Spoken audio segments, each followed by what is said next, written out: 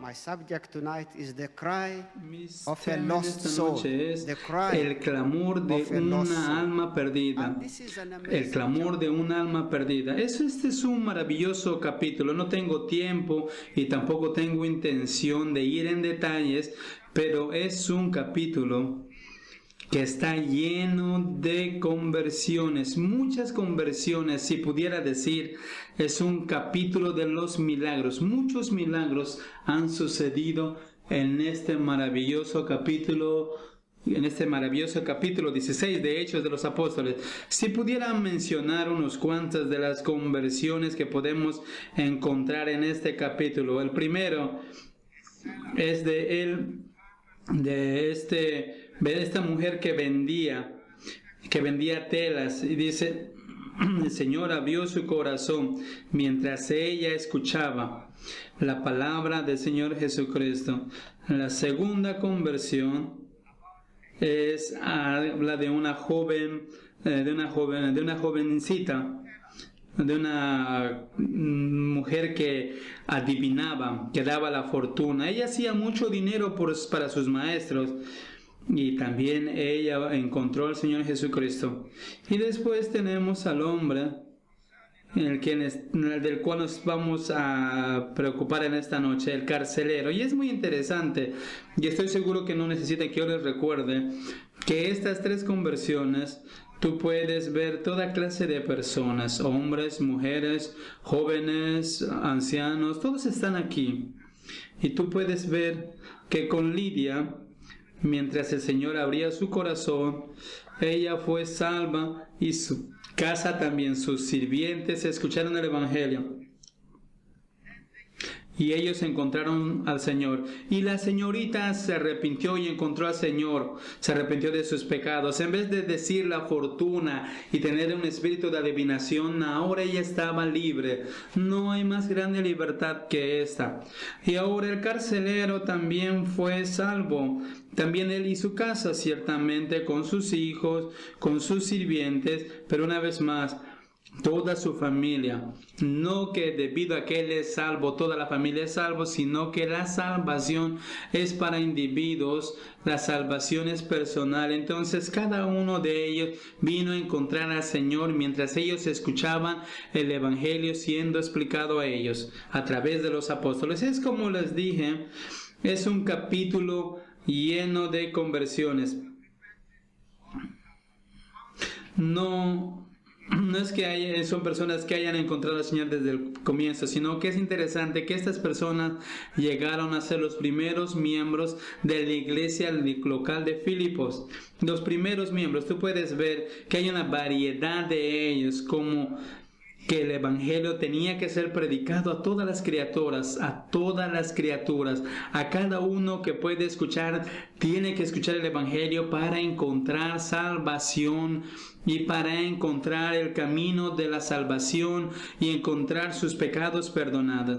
Hermanos y hermanas, el Evangelio es glorioso debido a su simplicidad, debido a su claridad, debido a su brevedad. Es simple, pero no creas que es simple porque no costó nada. No, es simple de nuestros lados, pero no fue hecho por el hombre. El hombre no pudo fabricar, no pudo lograr. No hay manera que el hombre más inteligente o más genio no hubiera podido concebir la manera de que el hombre sea perdonado y tenga sus pecados perdonados al considerar que alguien sea crucificado en la cruz del Calvario. Esto va más allá de nuestro entendimiento, pero nosotros ahora lo entendemos porque Él lo ha revelado para nosotros a través de su palabra inspirada, la Biblia. Es por eso que predicamos el Evangelio, es por eso que hablamos de la Biblia.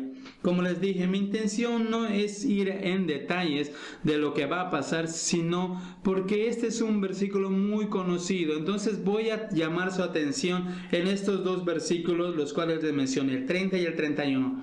Dos versículos, y vamos a ver 3 puntos. Mi primer punto sería que hay un gran temor. Debido a ese temor, hay una pregunta muy seria y debido a esa pregunta los apóstoles le darán una respuesta perfecta. Hay un gran temor, hay una pregunta seria y luego una respuesta perfecta. 3 puntos mientras consideramos estos versículos. Ese gran temor, ¿de qué manera vino? ¿Cómo? En el versículo 26 se nos dice que sobrevino de repente. Por favor, tengan en la mente esta palabra, de repente, inesperado. De repente, dice, un gran terremoto, de tal manera que los cimientos de la cárcel se sacudían. Este es otro milagro, ¿no es cierto? Dice de repente, entonces sobrevino de repente un gran terremoto y dice que la prisión estaba temblando. La prisión tembló, pero no se quebrantó, no se cayó en pedazos, porque no hemos escuchado de los daños que un terremoto puede causar, pero este puede ser un terremoto local, localizado en un lugar específico. Fue la intervención de Dios que este terremoto llegó a suceder. Dice, un gran terremoto, la prisión no cayó en pedazos, sino que también las puertas se abrieron, dicen, las puertas se abrieron, las cadenas de todos se soltaron, pero ningún prisionero se escapó, ninguno de ellos había huido, se permanecieron ahí. Lo primero que haría un prisionero, ¿qué sería? Es escapar, pero milagrosamente todo estaba ahí, porque para que todos se escapasen, un milagro tenía que haber sucedido. Entonces, un milagro después de otro milagro. Yo creo que el carcelero estaba de temor, temblando, como vemos en el versículo 26 y 27. Dice, despertando el carcelero y viendo abiertas las puertas de la cárcel, las cadenas caídas, las puertas abiertas, los prisioneros. Mira, otro milagro, los prisioneros están ahí, en vez de escaparse están ahí, despertado, dice, viendo lo que había pasado. No puedes ver otra cosa más que la presencia del Señor, no leas otras cosas más de lo que ha pasado en estos hechos.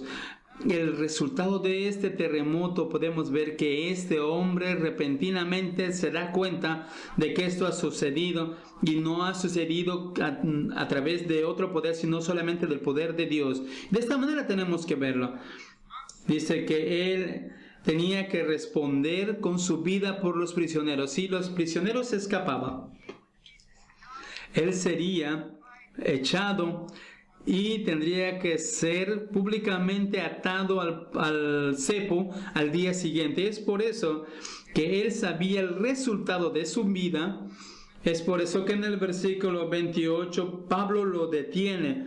Al versículo final del 27 dice, sacó la espada y se iba a matar, pensando que los presos habían huido. Mas Pablo clamó a gran voz diciendo, no te hagas ningún mal, pues todos estamos aquí.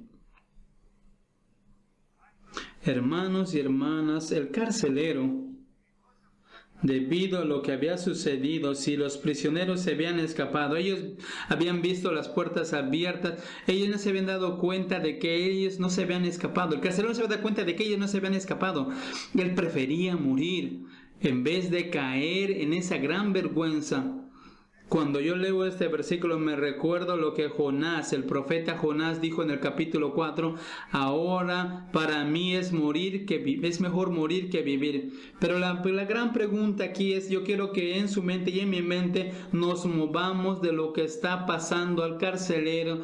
¿Qué es lo que tiene que ver con nosotros? ¿Qué es lo que podemos aprender de esto? Y una vez más, no espero que ustedes quieran que les recuerde que el Dios de la Biblia, el Dios nuestro, si tú concibes en tu vida, Dios usa algunas veces cosas extrañas y duras para despertarnos y para sacarnos de ese letargo espiritual.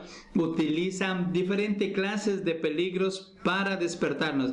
Aquí estoy caminando en la calle, viviendo mi vida, siguiendo mi carrera. Nunca he considerado a Dios. ¿Existe Dios? ¿Para qué lo necesito? Muéstrame a Dios y todas esas preguntas. Y hay más. ¿Necesitas más fe para ser ateo que creer en Dios? Entonces, los peligros que Dios nos envía son para temblar. Eso es lo que había pasado al carcelero. Gran temor, un peligro extremo. Él iba a traer enfermedad, una relación quebrantada, la pérdida de un amado. Dios es soberano, puede traer cualquiera de estas cosas. Tú sabes que cualquier tragedia o cualquier cosa que pasa en tu vida, Dios lo trae para utilizarlo como una oportunidad. Tú estás aquí en esta noche, no es por accidente, no es por casualidad, no es porque tú lo hayas deseado. Yo quiero estar ahí, quizás lo hayas deseado, pero bajo el poder de Dios, Dios quería que tú estés aquí para que tú escuches algo lo cual te va a desafiar, lo cual te va a traer a ver la vida. Y hay más en la vida que vivir sin propósito, en una vida sin significancia. Tengo un amigo, él es un pastor ahora. Él encontró al Señor de una manera sorprendente. Él estaba en un campo de estudiantes, miles de estudiantes en este campo universitario. Mientras él estaba bajo la ducha, hubo una alarma de incendio y todos, cuando sonó la alarma, escaparon. Todos tenían que dejar el edificio. Todos se fueron a al punto de la reunión, pero mientras él estaba bajo la ducha no pudo escuchar la alarma. Entonces, cuando él salió de la ducha, él vio cada cuarto, chequeó cada cuarto y nadie estaba ahí. Nadie podía encontrar. Y este evento Dios utilizó para ahora. Él era de una familia cristiana, nunca había buscado ni encontrado al Señor, y debido a que no vio a nadie, cada cuarto que él había golpeado, no había nadie, entonces él pensó que el Señor Jesucristo había vuelto y se había llevado a todos y se había quedado él. Y cuando él salió, esta es una historia verdadera, cuando él salió de ese lugar, la única cosa, de hecho vinieron a buscarlo, él que estaba llorando, profundamente convencido, y podemos multiplicar los ejemplos. Yo sé que otro pastor, su mamá le puso veneno para matarlo. Difícilmente hoy en día puede caminar, pero nuevamente este evento, él no era creyente, pero este hermano oró antes de comer, pero el menor, su hermano menor, no oró y lo dejó inhabilitado. Pero esta situación, la cual su madre quiso matarlo con veneno, lo trajo al Señor. Entonces esto explica estos testimonios. Dios puede utilizar diferentes clases de eventos, aún cosas pequeñas que no consideramos. Dios puede utilizar para despertarnos, traernos a la vida y ver que hay un propósito en la vida. Podemos tener nuestros pecados perdonados, nueva naturaleza en nuestras vidas, nuestro corazón que esté endurecido sea cambiado. Antes vivíamos solamente para nosotros, yo, puede ser cambiado. Ahora tengo relación con el Dios viviente, y si muero en esta noche, yo sé a dónde voy a ir, yo sé a dónde me dirijo, porque el Señor Jesucristo me recibirá en el cielo, porque Él murió en la cruz del Calvario por su pueblo, aquellos que confiarán en Él. Entonces, muchos peligros Dios puede traer en la vida de nosotros. Pueden ser problemas económicos, sociales, domésticos, pueden ser problemas físicos, espirituales. Este es el Dios de orden. ¿Por qué hay armonía en esta vida? ¿Por qué hay armonía en este mundo? Tú sabes que si no hubiera Dios, habría caos. Cada uno sería Señor para sí mismo, pero hay un Dios. Es por eso que hay orden en tu corazón, hay orden en la escuela, hay orden en la universidad, orden en la nación. ¿Tú sabes por qué hay desórdenes? Debido a nuestra naturaleza pecaminosa. La Biblia nos dice que cuando Dios creó este universo, todo era perfecto. Todo era perfecto, pero el pecado, una vez más, la paga del pecado es muerte. ¿Por qué es que morimos? Esa es una pregunta que millones no pueden responder. ¿Por qué morimos? La Biblia nos da la respuesta. Bueno, mientras vemos una vez más a este carcelero, él estaba quebrantado con gran temor y Dios utilizó eventos y tragedias para traernos fuera de nuestro letargo. Y Dios nos habla y escuchamos a Dios, o aprendemos de las cosas que nos pasan. Todas las esperanzas se envanecen, desaparecen y tenemos una vida sin esperanza. Ese es el momento en el cual oramos. Ahí es cuando Dios nos humilla hasta el polvo. Y la única cosa que podemos hacer es clamar a Dios por perdón. Se podría hablar mucho acerca del temor que vino al carcelero. El segundo punto, debido a ese gran temor, ahora él tiene una pregunta seria. Bueno, este es un hombre que no hace preguntas. Él es un soldado romano duro. Los soldados romanos no tenían afecto. Y vas a ver que después este hombre es transformado, el carcelero. Y es por eso que Pablo le puede decir en el versículo 28, le dice: mas Pablo clamó a gran voz diciendo: no te hagas ningún mal, pues todos estamos aquí. Él entonces, pidiendo luz, se precipitó adentro y temblando se postró a los pies de Pablo y de Silas. Momentos atrás, horas atrás, él estaba amenazante. Ahora podemos ver a este soldado romano, este carcelero, se ha vuelto alguien diminuto temblando delante de Pablo y de Silas. Ahora podemos ver que la mesa ha girado. Ya no es Pablo, Silas y los otros prisioneros. ¿Quién es ahora el verdadero prisionero? Ahora es el carcelero, se ha convertido en el verdadero prisionero. Y ahora él hace esa maravillosa pregunta: señores, ¿qué debo hacer para ser salvo? Horas antes él no estaba haciendo preguntas. Esta pregunta no estaba en su corazón. Pero él escuchó ciertamente cómo es que él vino a esta conclusión. Cómo es que él vino a buscar al Señor. Ciertamente él escuchó. Yo creo que esto no sucedió repentinamente, de la nada. En el versículo 17, si vemos el versículo 17, dice, vemos que está siguiendo a Pablo y a nosotros, daba voces diciendo, estos hombres son siervos del Dios Altísimo, que nos anuncia el camino de salvación. Yo creo que el carcelero escuchó esto. ¿Cuál es el camino de la salvación? Y quizás en el versículo 25 dice que: pero a medianoche orando Pablo y Silas cantaban himnos a Dios y los presos los oían. Y esas canciones, esas oraciones fueron escuchadas por todos. Las oraciones públicas son escuchadas, los himnos fueron escuchados. Bueno, entonces él ciertamente escuchó hablar del Señor Jesucristo. Ellos cantaban himnos, cantaban salmos del Antiguo Testamento, y todas estas cosas habían movido a él. Su conciencia había despertado, su corazón había sido atravesado, entonces no pudo estar indiferente a lo que estaba pasando. ¿Hay alguien aquí indiferente en este lugar? ¿Hay alguien indiferente que cuando escucha el Evangelio no quiere responder? Este es el Evangelio que puede salvar tu alma, te da propósito en la vida, te da un nuevo nombre en el cielo, te da una nueva relación con Dios, te da una nueva relación los unos a los otros. Cuando somos convertidos, amamos no solamente a Dios, sino que también amamos a nuestros prójimos. Hay una nueva dimensión.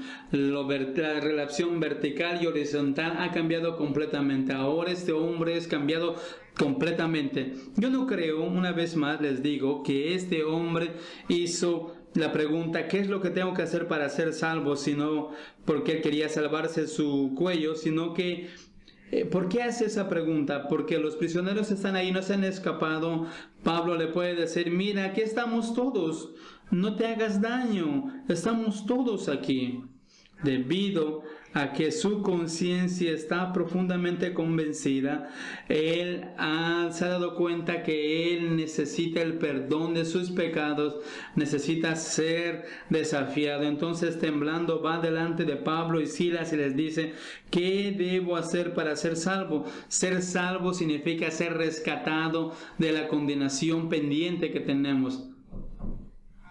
Si tú tienes una buena carrera, muy bien por ti. Pero nuestra gran necesidad no es una carrera, no es una ambición, no es promoción. Nuestra gran necesidad, no hay más grande diploma que dejar este lugar en este día y ser perdonado. Eso me guía a la tercera pregunta. Y él hace esa pregunta. ¿Dónde está la respuesta? Hay una respuesta perfecta. Dice, ¿qué debo hacer para ser salvo? Pablo y Silas están utilizando 11 palabras para llevar a un pecador de esta tierra al cielo, a un pecador perdonado. Le dicen, cree en el Señor Jesucristo y serás salvo. 11 palabras y en compás con todo lo que tú necesitas conocer para que tus pecados sean perdonados. No necesitas academia, no necesitas bibliotecas, libros y libros, cátedras y cátedras, solamente estas palabras. ¿Qué debo hacer? Que es una pregunta sincera y viene de dentro de tu corazón, viene de tu mente y te has visto en necesidad, te has visto como un pecador necesitado, condenado. No hay otra manera de escapar a la ira de Dios. Entonces vengo como el carcelero lo hizo, temblando y cayendo en tus rodillas. Y tienes que hacer la pregunta, ¿qué debo hacer para ser salvo? ¿Qué debo hacer? No hay nada que puedas hacer. La salvación no es acerca de hacer cosas. La salvación es acerca de Cristo muriendo. Esa es la diferencia. Y el pecador, y el carcelero vio su indignidad, vio su miseria, vio su vacío, vio su vida vacía en la cual él vivía. Ahora él se ha dado cuenta de que no hay más grande necesidad que la de ser perdonado. ¿Cuál es la respuesta? ¿Qué debo hacer para ser salvo? Y Pablo y Silas le dicen, cree en el Señor Jesucristo y serás salvo. El Señor responderá una oración que busca salvación. Estoy atemorizado de utilizar la palabra siempre. Siempre responderá. Si realmente eso viene de tu corazón y realmente tiene clamor y le clamas al Señor, Él va a responder a tu oración. Tú sabes que el carcelero te estaba esperando una lista de cosas que hacer, pero el Evangelio es tan simple: no hagas nada, sino cree. ¿Qué gran diferencia es esa? Créeme, tú puedes ver cualquier religión y te van a dar una lista de cosas que hacer. Haz esto, haz lo otro, haz eso, lo otro, y quizás, si Dios quiere, te aceptará en el cielo. Pero el Evangelio, ¿qué debo hacer? Tú preguntas. ¿Qué es necesario para mí hacer para ser reconciliado con Dios? ¿Qué debo hacer para entrar en el cielo? ¿Qué debo hacer para recibir vida eterna? Cree. Así de simple. La gente está buscando cosas complicadas, cosas sofisticadas. ¿Sabías tú que el Evangelio no es nada elaborado, no es complicado? No necesitas el lenguaje especial, no necesitas estar en un lugar específico. Aún en una prisión tú puedes ser salvo. Tú estás aquí, no estás en una prisión en este día, pero este es el mejor lugar.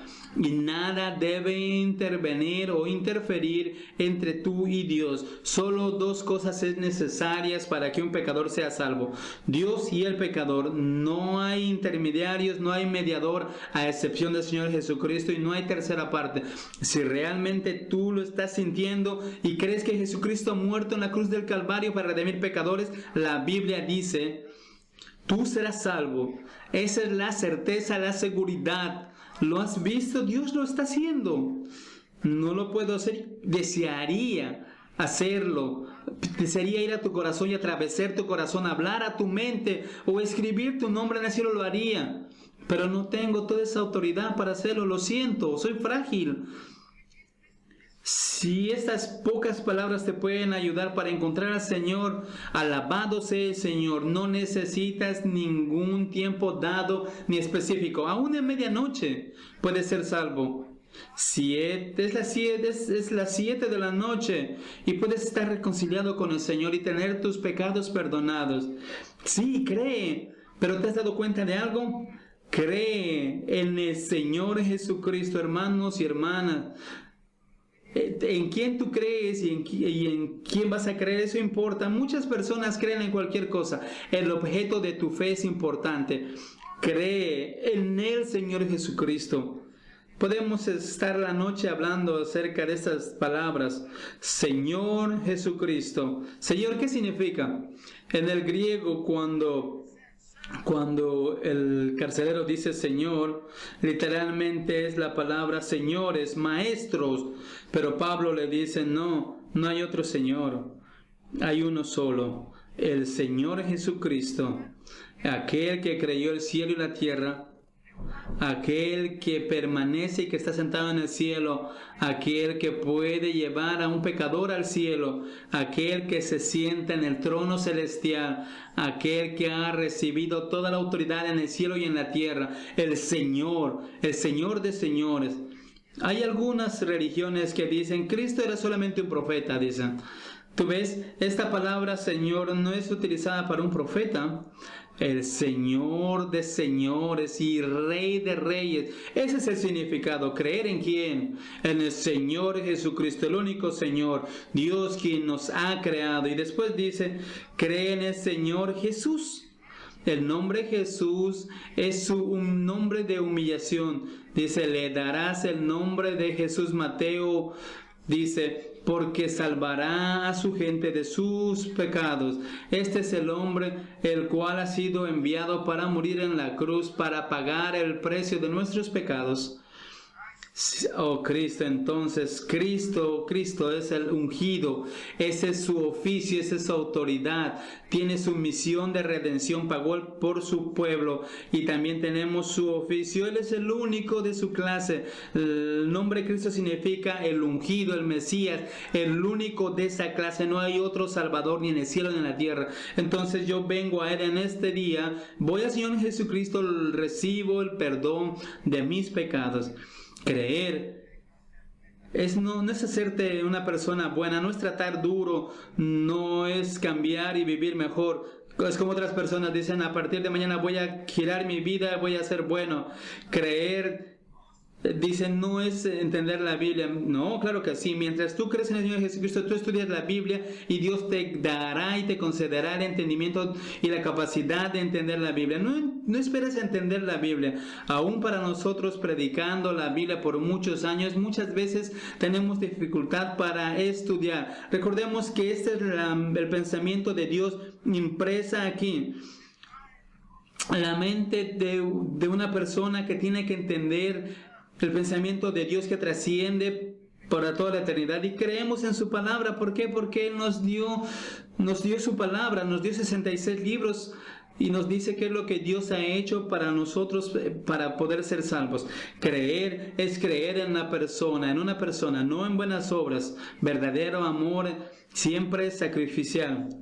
Siempre toma sacrificio, lleva sacrificio, y Cristo nos demuestra su amor al venir a este mundo, y Él sufrió y murió en la cruz del Calvario para tomar el pecado de su pueblo. Creer es obedecerlo. Y les voy a explicar qué significa creer, porque muchas veces las personas preguntan, ¿qué significa creer? Creer significa obedecerlo. Cuando Él dice arrepiéntete, ¿qué es lo que haces? Yo sinceramente me arrepiento. Tengo que explicar una vez más qué significa arrepentimiento. Hermanos y hermanas, antes de que concluya, arrepentimiento no es tener remordimiento. Repentinamente me arrepiento, tengo remordimiento, tengo tristeza. Eso es emocional. Arrepentirse no es estar triste ni ser serio, y es como si estuviese en un entierro. No, arrepentirte es una cara de alegría, feliz. Me he alejado de mi pecado, ahora me dirijo a Dios. Eso es lo que arrepentimiento significa. Si esto nunca ha pasado en tu vida, la Biblia dice que no eres un hijo de Dios. aquí está yo, yéndome en mi propio camino, pero después escucho el Evangelio. ¿Qué es lo que debo hacer para ser salvo? Clamo y le digo, Señor, sálvame. Y luego el Señor Jesucristo vendrá en gran poder, a través del poder del Espíritu Santo, y cambiará mi vida. La Biblia es clara, al menos que no nos arrepintamos, moriremos todos, pereceremos, al menos que no nos arrepintamos. Pero arrepentimiento, como sabemos, está a la puerta de nuestro corazón. Creer, ¿qué significa? Es levantar las manos, rendirte, abdicar. Me he rendido, ya no hay nada, no hay nada que hacer, he sido derrotado. Es lo que significa arrepentimiento. Vengo con nada en mis manos a excepción de mis pecados, confío en el Señor Jesucristo. La primera vez que el Señor utilizó a mi primo para hablarme acerca de Señor Jesucristo, yo pensé que él era un necio, pensé que mi primo era un necio, pero mi primo murió 3 años, yo quemaba Biblias, yo no tenía que ver nada con la Biblia, con los cristianos, no quería leerlo, pero una vez más el Señor Jesucristo tuvo misericordia sobre mí, me salvó de una vida vacía y me sacó de la religión en la que estaba, me sacó de una vida sin propósito, y ahora yo sé que debido a la gracia del Señor Jesucristo, mi nombre está escrito en el libro del Cordero. Esa es la dádiva, ese es el regalo. En cualquier cultura tú no pagas por un regalo, ¿no es cierto? En cualquier cultura tú solamente recibes, confías en el Señor. El tiempo ya no nos permitirá explicar más estas cosas, pero mientras me arrepiento, Cristo me salvará. Esa es certeza. Es un regalo, es una certeza, ha sido hecho, es un verbo pasivo, dice, y será salvo. Dice, no requiere que pagues, no requiere contribución, no requiere que hagas peregrinaje, no requiere tus oraciones. La única oración que tú puedes orar en esta noche es: Señor, ten misericordia sobre mí, un pecador, me arrepiento, confío en el Señor Jesucristo. Pero mientras termino, ¿puedes ver los cambios que pasaron en la vida de este hombre? Él es cambiado completamente. Él dice, ¿qué debo hacer para ser salvo? ¿Qué debo hacer? La salvación es individual. Él no dice, ¿qué vamos a hacer? Sino él hace la pregunta individual. Su vida fue cambiada completamente.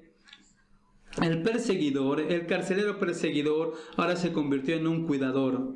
Él llevó a los apóstoles, les lavó, les dio toallas, proveyó para que ellos estén en su casa. En el versículo 34 dice que él fue bautizado, y él, llevándolos a su casa, dice que les limpió sus heridas. En el versículo 33 les lavó las heridas, y enseguida se bautizó él con todos los suyos. Mientras él lavaba las heridas, el Señor Jesucristo lavaba sus manchas y sus pecados, y él se bautizó. Y ya vemos que la fe no es una obra, pero obra. La fe no mata el gozo. Este hombre estaba deleitado porque había recibido el gran gozo. La gente dice que si yo voy a Cristo seré miserable. No, no serás miserable. Tú te regocijarás. Las cosas no serán fáciles pero tendrás la presencia del Señor, tendrás la presencia del Espíritu Santo en ti. Su convicción fue cambiada en conversión y compasión. No te dañes a ti mismo, no dañes tu alma, no te autodestruyas. ¿Por qué deberías morir? ¿Por qué deberías vivir como un mendigo cuando hay refugio? Ven a Cristo en esta noche. ¿Qué debo hacer para ser salvo? Cree en el Señor Jesucristo y serás salvo.